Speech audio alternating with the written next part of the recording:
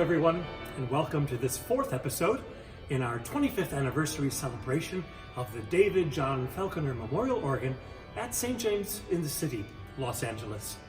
I'm Jim Bonamane, and in previous episodes, I spoke about the history of this instrument and some of the people responsible for resurrecting it here at St. James 25 years ago. Today, we're going to begin exploring how the organ works. And this might be especially interesting for those of you who may not be familiar with this very complex musical instrument. As you can see, I am seated at the console or cockpit of the organ. It's the control center, and one of the most noticed things about it is the number of controls. There are knobs to pull and push, there are buttons to push, there are rocking tablets, and just quite an array of controls that surround the player. Now, before we begin, it's important to understand that the sounds on a pipe organ are all produced by pipes made of metal or wood, and that pipes with the same tone quality or timbre are arranged in rows, or what we call ranks. When I draw a stop knob, it allows me to access a rank of pipes, usually one pipe per note, all having the same tone quality. So for example, if I pull a stop knob, such as this one, which is called an oboe, I access an entire row of oboe pipes. Again, one pipe usually per note. So here we are on this top keyboard, and that's the oboe rank of pipes. When I push the knob back in, nothing will sound. So that rank of pipes is no longer accessed. To simplify things, organists often use the abbreviated term stop to refer to these knobs and the ranks of pipes that they access. Why the term stop, you ask? Well, in the earliest days of the organ, every time an organist played a key on the keyboard, all of the ranks of pipes which played that particular pitch sounded together. That meant there was no way to separate one rank of pipes from the other, and therefore no way to differentiate between tone colors of different pipes. To demonstrate that here, it would be like having a whole bunch of stops drawn on the organ at once without the ability to turn certain ones off. So here on this division, I'm going to draw a whole bunch of stops. And let's say in the old days, earliest days of the organ, that's all the number of ranks of pipes the organ had, say. And all of those stops now are playable all together as I press the keys. It was impossible to stop certain ranks from playing. They all played together. Eventually, organ builders developed a mechanism to stop certain ranks of pipes from playing every time a key is depressed. That way, the organist could choose whether or not he wanted one pipe from an entire rank to play, or a combination of pipes from different ranks. And that is how the term stop came to be used, by actually stopping some pipes from playing.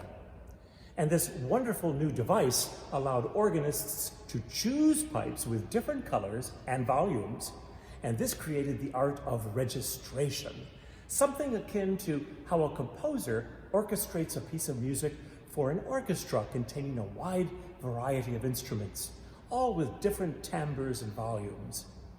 For an organist, registration is one of the things that most distinguishes his instrument from any other.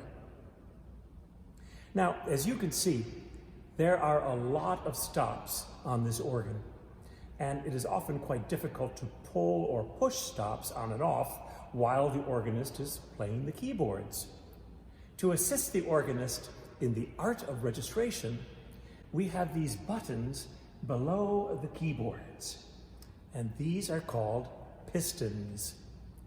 They act as presets of whatever registration the organist has predetermined. Pressing a piston simplifies the task of turning stops on and off. So let me demonstrate how pistons work on this organ. For instance, under the swell keyboard here, we have pistons numbered 1, 2, 3, 4, 5, and 6. The numbers just help the organist remember where he has set things. So if I want to set, say, some soft string sounds on number 1 piston, I first draw the stops that are associated with those ranks of pipes. Then I hit a setter button over here. I hit the piston, and release the setter button. And now, whenever I hit number 1, those pipes are going to come out. And they're accessible to play. I'm going to set something on number 2 that's very different. Say we have some big brassy sounds on number 2. So I'm going to select some of the trumpet pipes on that same division.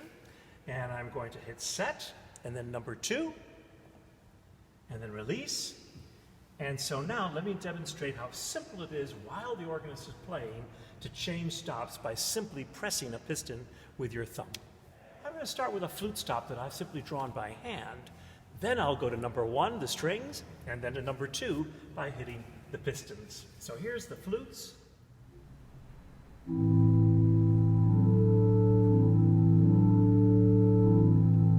Piston 1.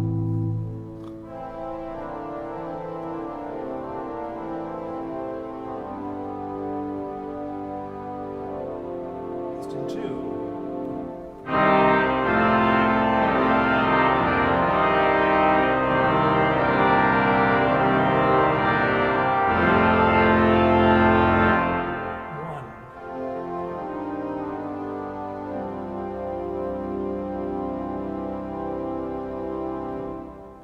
See how quickly and easily it is to shift from one group of pipes or ranks of pipes to another, and in any combination that the organist determines ahead of time.